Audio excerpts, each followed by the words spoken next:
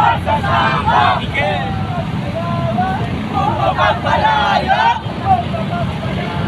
buhay magdagawa. Ang kalsada at ang simbahan ay isang mukha.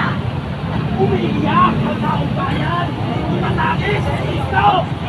Taong bayan, trabaho ng tutulungan. Naman, sa zona, nagpapagayan. Ang totoong zona ng taong bayan! Ang totoong zona ng taong bayan!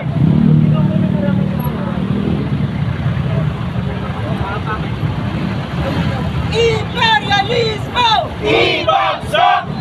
Feudalismo! Ibagsak!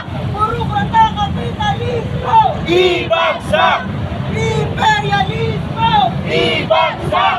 Puro kata kapitalismo! Ibagsak! Feudalismo! Ibagsak!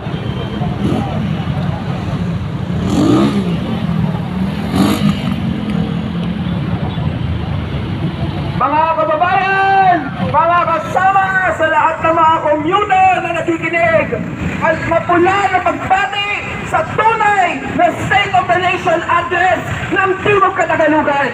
Ako po, si Justin Umali ng Bagong Alyansang Makabayan sa probinsya ng Laguna at sisimulan ko ho ang paglalahad ng kalagayan sa ating rehiyon.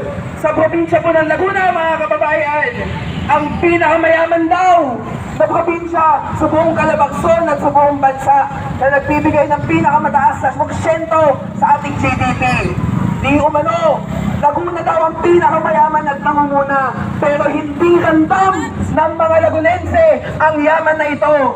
Dahil hanggang ngayon, isang kahig, isang tuka pa rin ang ating mga kababayan. Hanggang ngayon, bagat ang sahod habang inaagaw ang lupa ng mga magsasaka. Dahil hanggang ngayon, wala pa rin kaming naaasahan sa ginagawa ng ating pamahalaan. Ang sinabi ni Bongbong Marcos, 5 beses na taon-taon, gagawin daw niya ang bagong Pilipinas. He will make this nation